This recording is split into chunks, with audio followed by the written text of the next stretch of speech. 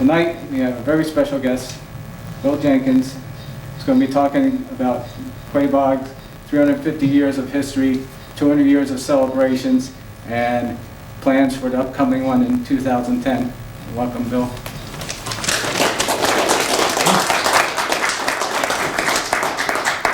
Thank you, Darrell. Is it all right if I sit? May I sit, please? I'm much more comfortable sitting. Try a nice soft chair. No, I'll probably fall asleep. But if I had something to lean on or something, it'd be fine. So I'll sit here and hopefully I have a good, strong voice. If somebody can't hear something, raise your hand. I will try and get out there to you. Didn't know that North Brookfield had a big history in the corset business. I knew West Brookfield did. We had Olmsted Corset, actually 3 different corset companies in West Brookfield. One started in about 1885 on Lower Central Street, and Bay State Corset, where Irving England's plant is now. There was a 2-story corset factory there. And then later on, it's now a vacant building at the bottom of Pleasant Street in West Brookfield. It's a really dilapidated, asphalt-covered, very, very large building at the bottom, go right down by the tavern at the end of that street there. Vacant building, that was Olmsted Corset. They employed, they said, 300 hands. I don't know whether that's 150 people or 300 people. But anyway, that was one of the things. I'm here tonight really to talk a little bit about Quaboag, a little bit about North Brookfield, and a lot about what we're trying to do. We're very excited about planning something for 2010, which will be our 350th anniversary of the Quaboag Plantation. And everyone say, oh, how come now? You know, it's, you're 4 years away. We're 4 years away, but we want it to be the biggest, the best event that was been held in these 6 towns that anyone will ever remember. I know the people who've been to 1960, you probably remember it well. I've got pictures here that show the people from the West Winds, or what's now the Walk-In, on the west side of Main Street, all the way down to the Common, both sides, 6 people deep during the parade, on both sides. Literally probably 4,000 or 5,000 people. And we want to do the same thing in 2010, so we're starting early. North Brookfield has a great, tons of history, like Mr. Page said. The people that heard, how many went to the opening of the Quaboag Historical Society Museum? Okay, who's Henry Hibbard? Do you remember Henry Hibbard? I talked about, if you didn't hear me, I had the opening remarks, and I always like to say something that, so people say, boy, that guy's kind of smart, he knows something about North Brookfield.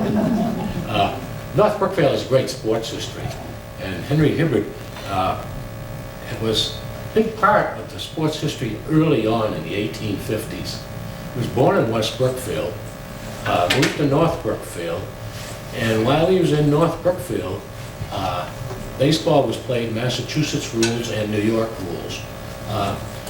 He got into playing baseball Massachusetts rules, and one of the rules of that game was you brought your own baseball. Each team had its own baseball, and they made their own baseball. It had to be so many ounces, so many inches around, and Henry Hibbard got to making baseballs when he was here in North Brookfield. In 1859, which was the first intercollegiate baseball game, it was played between Amherst College and Williams College. The important thing from North Brookfield's aspect is Henry Hibbard made the baseball for Amherst College.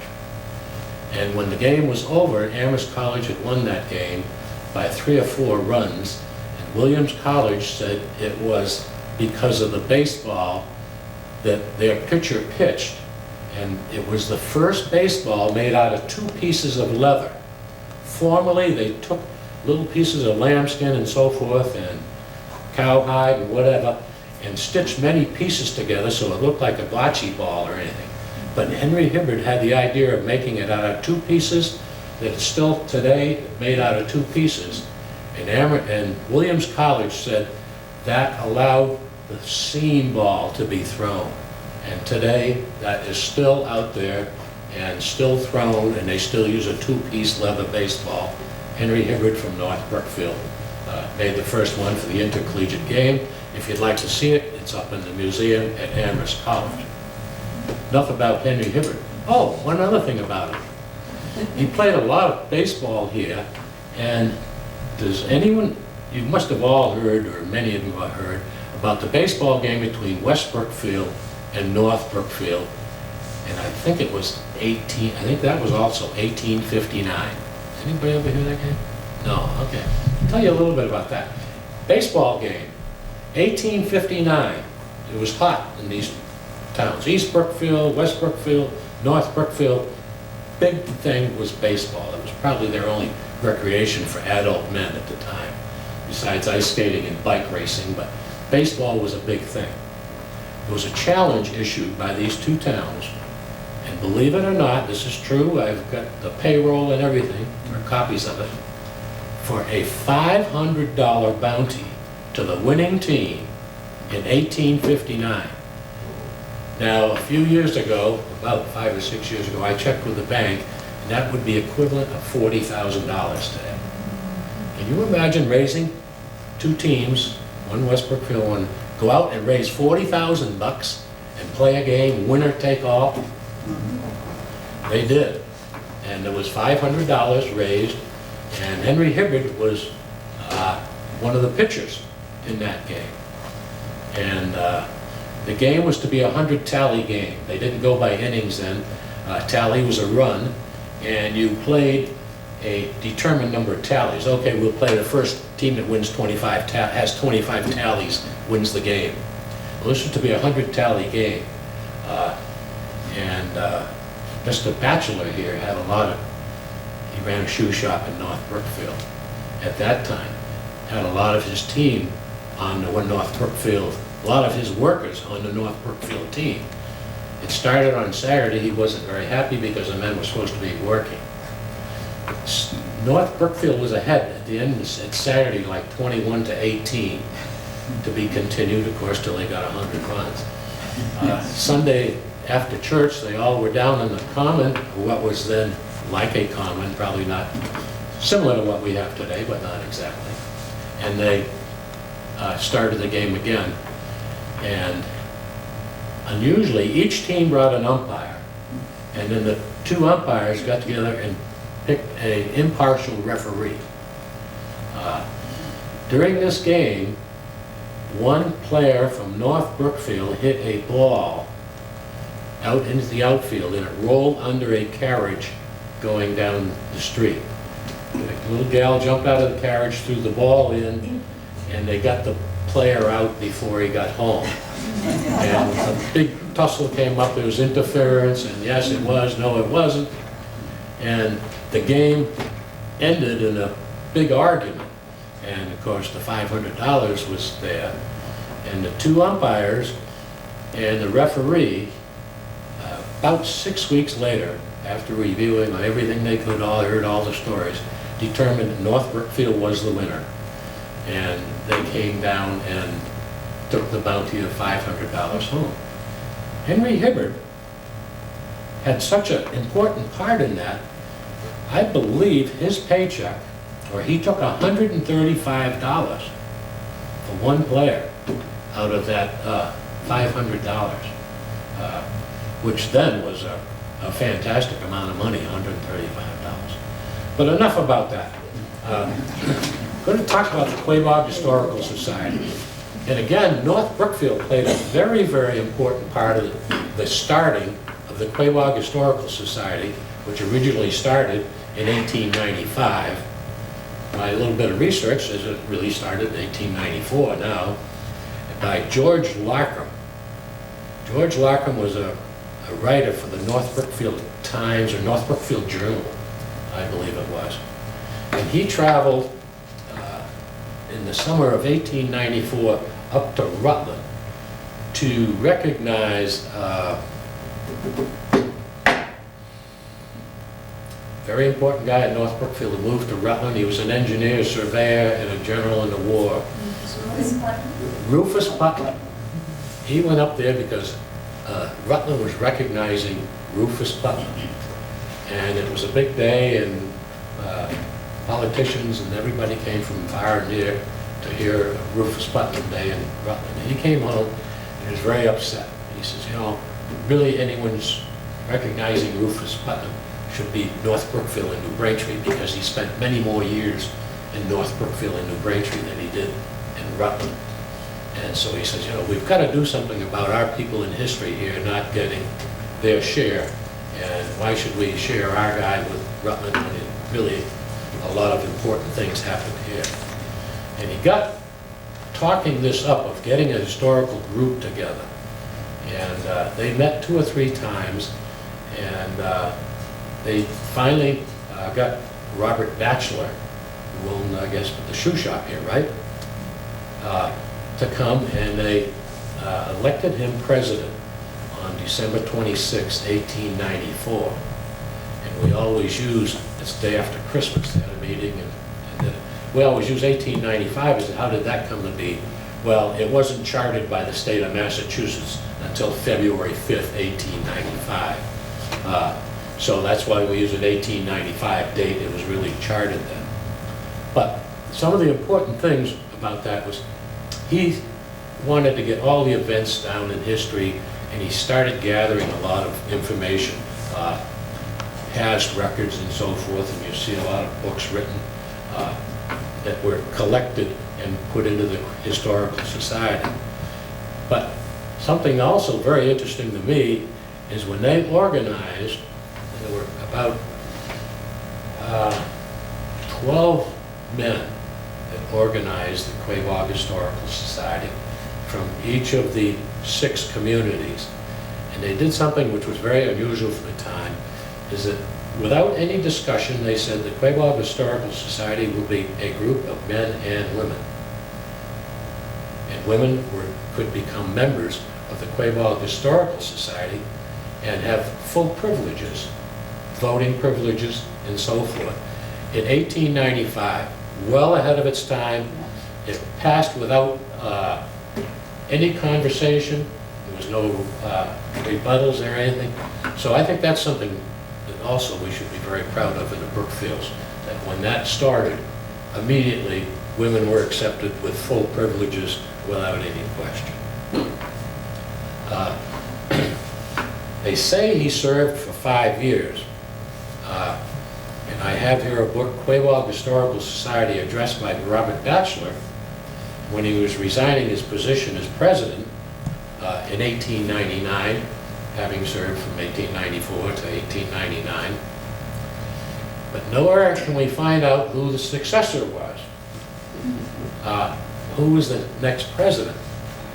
And if you then go to this book here, which is the 250th anniversary of the Quaboag Plantation in 1910, you find that they had to write to Washington, D.C., where Mr. Batchelor was then living, and ask for his resignation as president in 1909 because he was a resident of Washington and he couldn't be president of the Quaboag Historical Society. So that's something that, you know, every time you go to look up an answer to something, you just run into 5 more questions that you've got to answer. And this is something now we've got to find, I've got to find out, not we. You know, really, did he resign as he said he did in 1899? Or did they have to ask for his resignation in 1909? Which there's a copy of his letter here, and he wanted to be the first to contribute $100 towards the celebration in 1910. So at that point, I believe Governor Daniel Chamberlain, who then lived in West Brookfield, served as second president. But don't take all that, because I have seen 2 different documents saying 2 different things now. So we will find the answers. But then in 1910, they didn't start, they hadn't had a meeting since 1907 because Chamberlain was living in Boston, in Washington. Chamberlain Batchelor was living in Washington then. And so they had 2 years without a meeting, and they wanted to plan a 250th anniversary celebration. And they did a bang-up job. In 1 year's time, people got together from all the communities, all the 6 communities, and they had a celebration that was worthy of writing this book. In fact, I noticed that you have one of these for sale up there tonight for 20 bucks. Great book, 20 bucks is a bargain. Every antique store I go in there, they're asking $30 and up. But there's some nice pictures in here, and it tells you everybody who's on the committees and so forth. And afterwards, I will show you some pictures of postcards of West Brookfield in 1910. You can come up and look at. So, but anyway, we're trying to get going here in now 2006 to celebrate 2010. We've been meeting for almost a year now. I think we started meeting last November, right, Debbie? And we have decided on a few things. One, we want to make it all-inclusive. That's why I'm here tonight. We don't want a West Brookfield celebration. We don't want a North Brookfield celebration. We want a celebration of the Quaboag Plantation. And we want some events to go on in North Brookfield. We want some events to go on in New Braintree, East Brookfield, and West Brookfield. So that's why we want to get this. The organization. Who's going to run it? 1910, the president of the Quaboag Historical Society ran it. That way he could reach out and not emphasize one town over another. 50 years later, in 1960, the president of the Quaboag Historical Society also ran it. The directors of the Quaboag Historical Society have said that the president, the incumbent president, right, which now we're 2, we're co-presidents, they would like to see it run by, again, the Quaboag Historical Society. I have accepted the chairmanship to get it going and everything, and if maybe I'm still president and might be lucky enough, I might be chairman of it come 2010. But we're only worried now about getting us going. So that has been determined, and it seems to be a consensus of all the towns we're meeting that's an acceptable way to approach this anniversary and homecoming. It's a 350th anniversary and homecoming. We want to bring a lot of people that spent their youth here or their families were here years and years ago, bring them back to see where their families came from and help celebrate us in our 350. There aren't many communities in Massachusetts that were started by 1660, and we should be very proud of it. We should put forth a great effort of it. So that being done, we've got a chairman. Now, how are we going to do it for each town? We want the selectmen in each community to appoint a minimum of 5 people to work on this committee. Hopefully that 5 people will be like 15 or 20. Because there's going to be all kinds of different committees to work on. And we want everybody to play a part in it. So hopefully it'll be that way. And of the 5, at least, from each town, the town will elect 1 to be on the executive committee. The executive committee then will have 6 members, plus a chairman from the Quaboag Historical Society, who will be whoever it happens to be at the time, a vice chairman, and a treasurer, and possibly 2 secretaries. That would be, in addition to this, it would form the overall executive committee. And that will make the decisions. But in the meantime, we've got lots of little committees that you're going to be have working. Got off to a great start. Senator Brewer and Goby and Todd Smoller got us going this year. We communicated with them, and they earmarked $25,000 for our 2010 celebration. So we are awaiting the contract. I've made application and spoken to the guy for the Massachusetts Office of Tourism and Travel and Tourism, MOT, Massachusetts Office of Transportation and Tourism. So that's where the grant is coming from. The town of West Brookfield has kicked in. We've asked each town to, each year, so that when 2010 comes, we don't have to go before your town and say, geez, you know, we're going to have this big celebration and we need $8,000 from North Brookfield. We're asking each town to put aside a little bit each year so that when 2010 comes, we have a little bank account to work from. West Brookfield put aside $5,000. I saw in Warren as a warrant for their annual meeting coming up. They're going to put $1,000 in this year. And if that happens every year, we will get to where we want. Now, when I made the grant proposal for the Mott grant of $25,000, I put in a budget of $143,000. $143,000. Sounds like a lot of money, but you know, when you start talking about the police you're going to need, you're going to have bands, you're going to have a parade, you're going to have everything else. $143,000 is not going to be that outstanding a sum.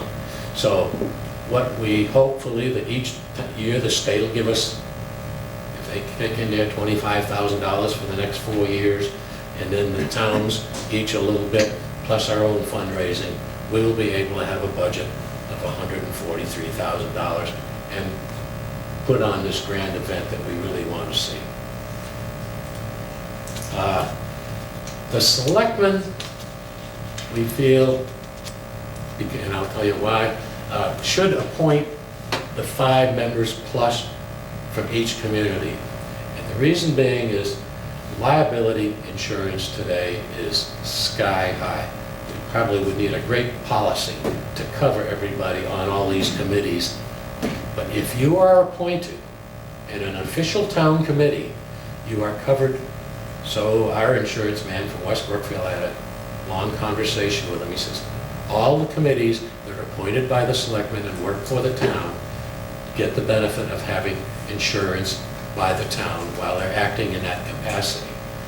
So to protect the individual who's serving on the committee and to protect maybe an injured party, a band or something down the road that got hired and then get canceled or something as a conflict, that insurance and the argument would be, even the attorneys would be provided by the insurance companies. So we do feel that each town should have members appointed by the selectmen to serve on these committees.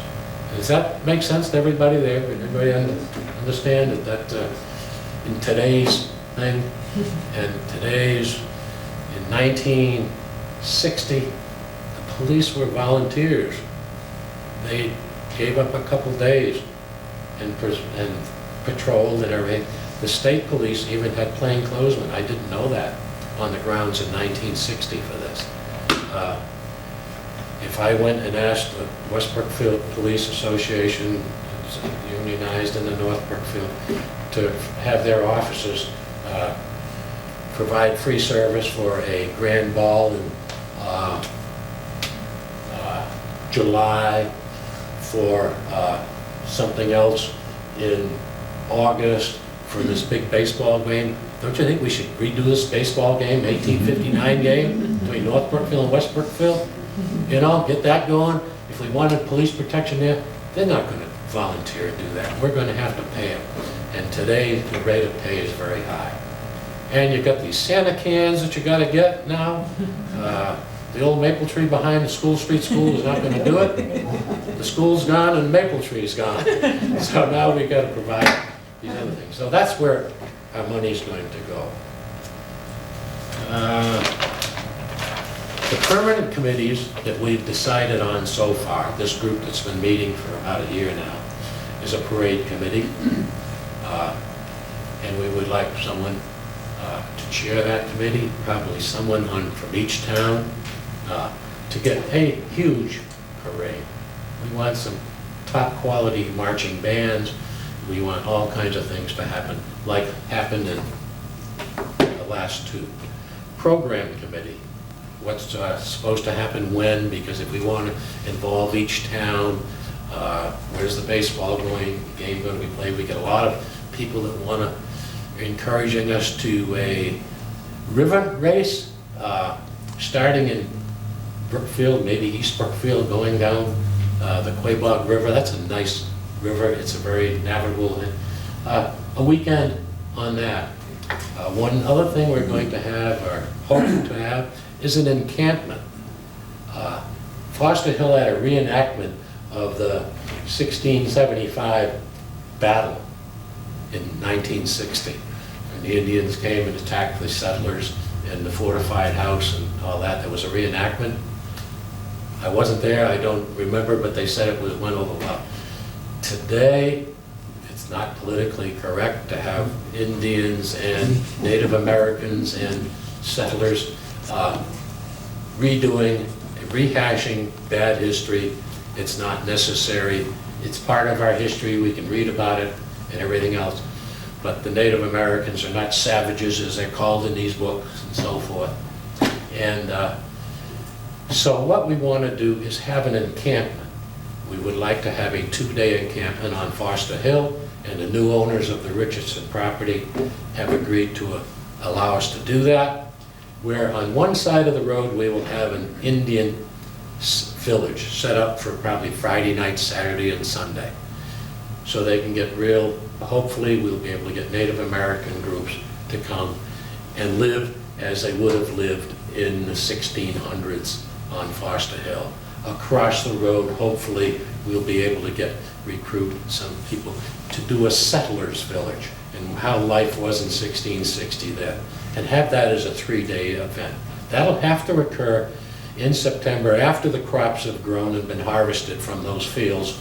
I guess everybody must be aware of Foster Hill and all the big fields up there where so much of the history happened. So that's a committee, and that's a big, huge job. But I think it's something that'll be really a lot of fun. The encampment, a grand ball, a pageant, a lot of special events. We're going to need publicity committees, invitations committee. Let me digress here for a minute about invitations. A couple weeks ago, about a month ago, we got letters from the Pritchards. Pritchards was one of the original families that occupied a lot on Foster Hill. And the Pritchard family has off and on been in touch and knew their history all started here in the Quaboag Plantation. Well, 3 of them, one from California, one from Ohio, and one from New Hampshire, said they were coming to visit. They would like to have a tour of the Foster Hill site and Whaler's Surprise, where so many of these events happen. And the Chuck Pritchard, who lives in Southern California, was so impressed with it. He had previously contacted somebody because he wants to buy real estate with a home on Foster Hill. Probably not to live in, but for the Pritchard family to be able to come and visit and gain. And this man evidently is a man of great means because he has started 2 or 3 different companies and he's now retired. And he has offered to do the research and invite the original 10 or dozen or how far he can spread this out of the settlers that came here. And he's going to try and get the genealogy line and invite the settlers there. He's already got 23 Pritchards signed up to come in 2010, and he'd like to include the heirs and the Coys and the others too. And so he has offered to chair this special invitations committee of the early settlers family. I think that's just great, don't you? I think, you know, that's so you can see why I'm excited. Debbie's excited. Debbie's been working on it for a year, and we got to get you folks excited about it too. And there's plenty of openings. It won't be too intense now. You know, right now we're just planning everything, and if we do it in a good, planned, methodical way, as the time comes, we will have everything laid out. We'll have our finances done. We'll have our printing and our programs done, our advertising sold, and all this, so that as the times come for the baseball game and all these other events that we want to have, that it will just be a matter of execution. It won't, the planning will have been done, the groundwork will have been laid, and by people with a sincere interest, and we'll really be able to put on a great show. Anyway, I brought a few things from my own, I guess everybody knows I collect artifacts from the Brookfields. Here's an invitation to the 1910 event, September 21st, 1910. I started to recruit some of these people, and there's none of them around anymore. Not one of them. So we got to start all new. But that's something, it's a nice invitation. It shows a medal that they sold in 1910. Here's a hardcover book. They did this in hardcover and softcover. This describes the whole 1910 celebration, all the committees. There's some pictures in it. And as I said, they have one for sale here tonight. Do you have more than one? I believe that's all the extra copies we have. Okay. But anyway, that's a great book for someone who's going to work on the committee. Maybe someone should just buy it, and the committee could use it as a whole. Anybody that joins us will be able to give this. We have a couple of hundred of these. This is a 300th 1960 book. We have plenty of these around, so we can display and give those and share those with you.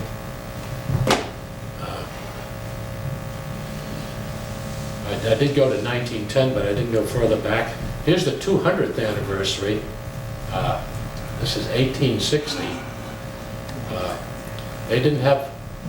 They had a lot of things on their mind, I guess, but they sat and listened to a 71-page oration on the history of Quaboag Plantation. Can you imagine getting people today to sit and listen to somebody read this for 3 hours about in 1660 and what John Ayres did and everything else? But that was their celebration. They published it, and now it's a great resource for guys like me and people that are doing research and so forth. And that's it. Another book you could look at if you wanted to or not. This is the Historical Society by Robert Batchelor. This was his 5 years when he resigned, and did resign, don't resign. I don't know whether he did or not, but he published a small booklet on what had been happening. They had very interesting things. They had 3 meetings a year, and the meetings were held in different communities.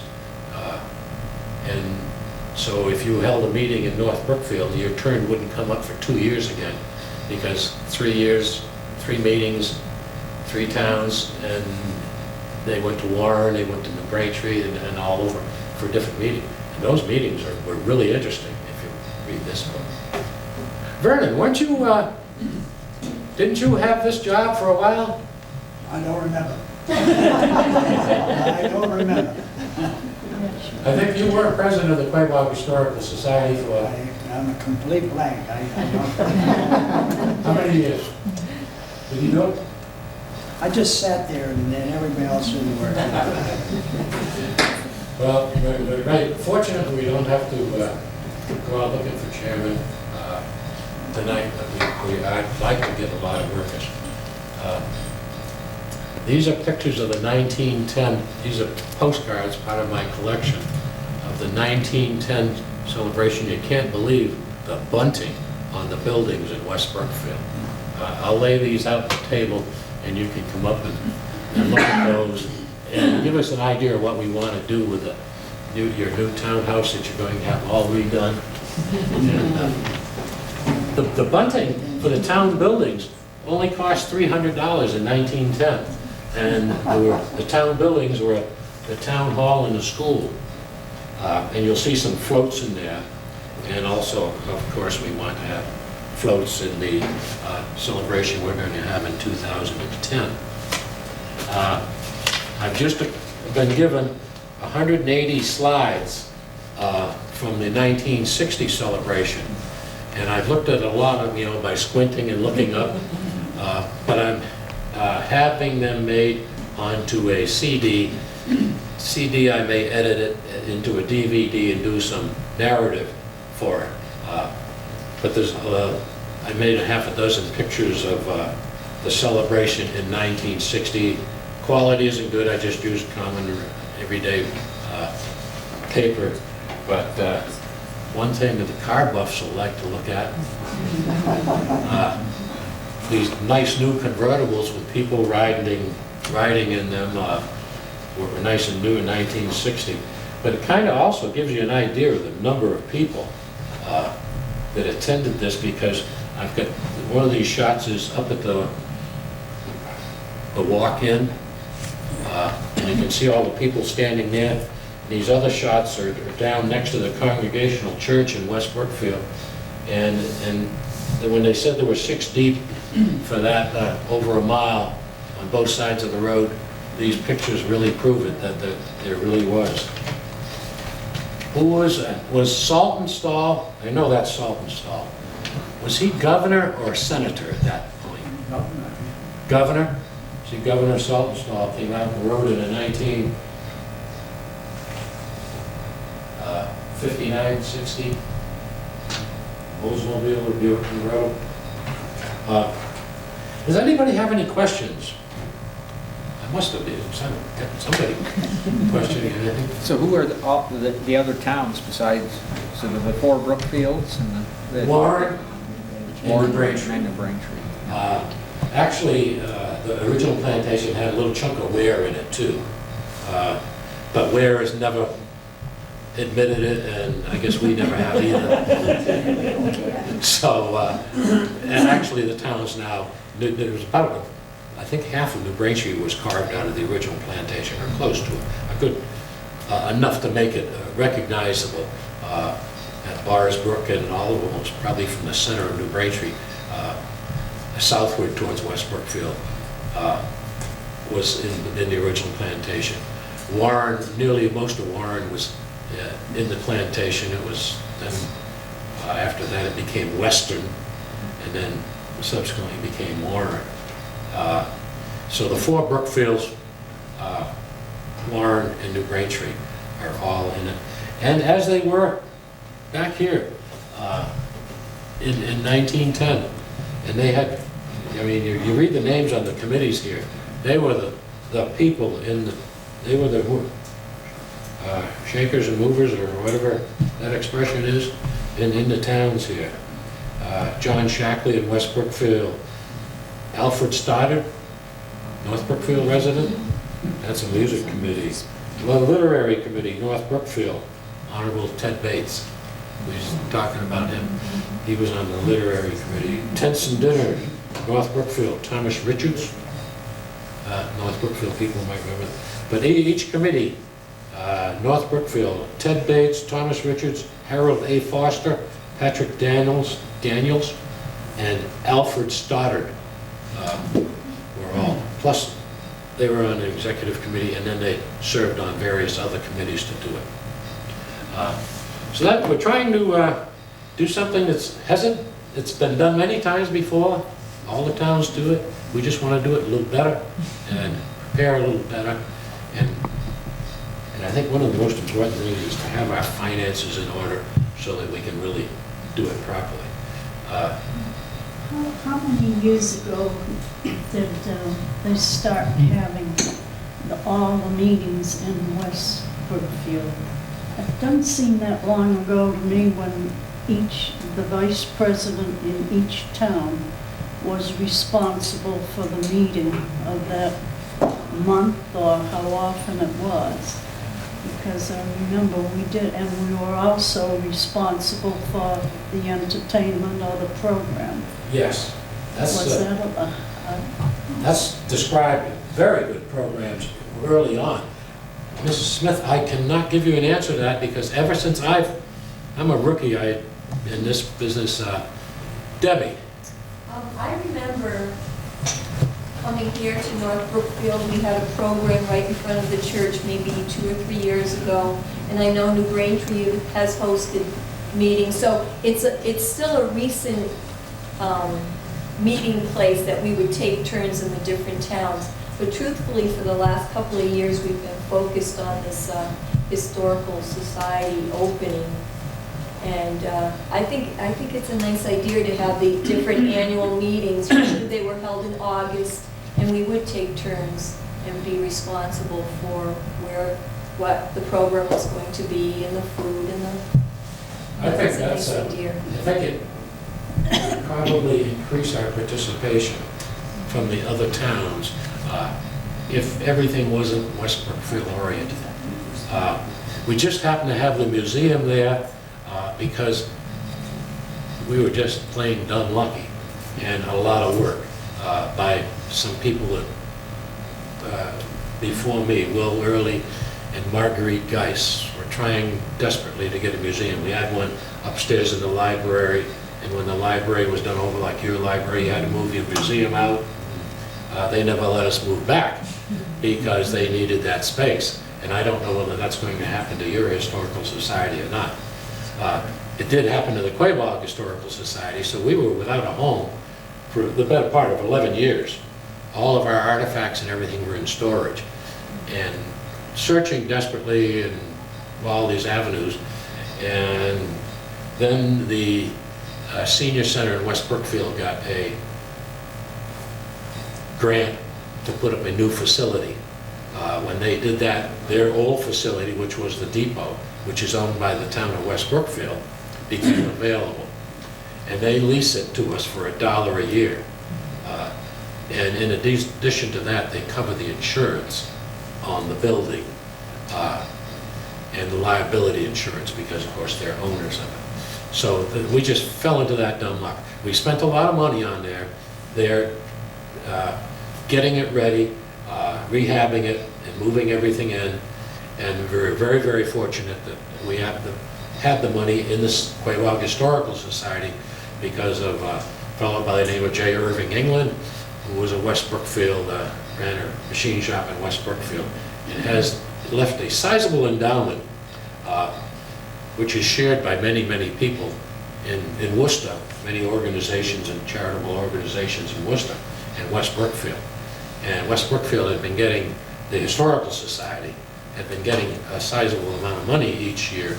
So when it came to rehabbing, and we spent over $40,000 so far in that building, Deb, we had the money because of the gift that we've been getting each year from Irving England. So that's why the museum is there. But that has nothing to do with having meetings. And excellent idea. I think, Debbie, can we make a click in our, bookmark it up in our brain and follow that through. Any other questions? Anybody interested? Does it sound like fun? Does it sound like can I get somebody to say, yeah, I want to be part of that, talk about it? If you don't have the time, sons or daughters or moms or dads or nephews and nieces, it's not going to happen easily without a lot of assistance. And it's going to be fun. It's not going to be a drudgery that you'd hate to go to, because hopefully you'll find a committee that you'll enjoy working on. And whether it be sports related, dance related, essay related, you know, it's going to be so all encompassing. It's going to be something that somebody's got to be interested in one of these things. And so that's where we are. Deb. So if people here are watching from home are interested in joining or being on a committee, what would you suggest that they do? All right. For North Brookfield, we have a vice president from North Brookfield sitting there. He certainly would be glad to take names. And the procedure is going to be they will volunteer. He will take the name, and then the selectmen will appoint them. And then they will become part of the committee that are serving from West Brookfield, New Braintree, and all. New Braintree's way ahead. They've got appointments. One of our guys came tonight. I'm Yeah. so happy. Great. A lot of appointments in New Braintree already. West Brookfield's got several. And I know North Brookfield's got one waiting to be appointed who has had experience running the Columbus Day Parade in Worcester. And you know, that's a pretty big event. So that kind of experience as we went. We have a public safety chairman who's going to be encompassing and advising us and in charge of public safety, and that is a Brad Hibbert from West Brookfield. Brad Hibbert was Lieutenant Colonel, the second man in charge of the Massachusetts State Police. And he's now retired and still a young man, and he was very involved in running the DNC, Democratic National DNC, Democratic National Convention in Boston, and you know the security that must have had. So I think he can do this pretty easily. But you know, that's the kind of people we want, people with expertise, people that just want to work, people that are interested, people that got ideas. You know, January 10th, we're going to have, and this is something to encourage people to do, we're going to have a meeting in the, I hate to say West Brookfield again, but it's going to be in the great room in the town hall in West Brookfield. We're going to have a facilitator there. We're going to explain where we are now, and we hope to get a lot of interested people from all the towns. We're going to put posters out everywhere to get people, and a facilitator there that's going to draw ideas, somebody that's good at drawing ideas from the audience and get everybody's participation. And so January 10th, I believe is the date, rain date of the snow date of the 17th, in the upstairs of the town hall in West Brookfield, and that's going to be important for us. So encourage somebody who didn't see this or anything to come down January 10th. We should have the posters out and letters to all the churches and everything encouraging participation in that. Okay, one quick comment on the publications. There's a lot of very interesting history in those publications. And one thing I found very surprising, I was reading through one, I don't remember which one it was, 1910 or 1960. There was, by the author, there was a lot of understanding as far as the Indian side of the causes of King Philip's War.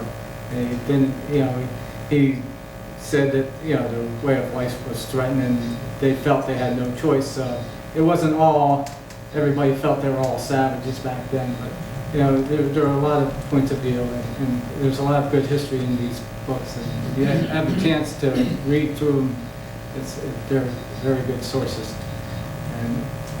And also, it's coming up in 4 years, so this might be a good opportunity for some of the younger people to get involved. Maybe, I would think, maybe even have some high school group. You know, would think the history teachers would like to get involved and maybe bring up the students from, you know, like a sophomore or even junior high until the time they become a senior, and have some sort of event planned that the high school kids could get involved in, because there's an awful lot people can do, as Bill said. I think that might be a possibility. Excellent. This is, what you're doing now is what we want to do, and have a lot of people doing this on January 10th. You know, ideas from the thing. You know, we're just a dozen people that have been meeting for a year and spinning our wheels a lot of nights, but we've got the groundwork, we know where we want to go, we've got the vision, we've got some finances started, we've got a great start, and we just want to continue. And the kind of things that Brandon is talking about is just what we need. That kind of drawing out of the people. I didn't mean it. I wanted you to keep going, but I'm sorry. No, I'm just saying, you know, feel free to come up and talk to Bill and look at his pictures and stay for some refreshments. And we're very happy to have Bill here tonight. And glad you all could come out. Appreciate it.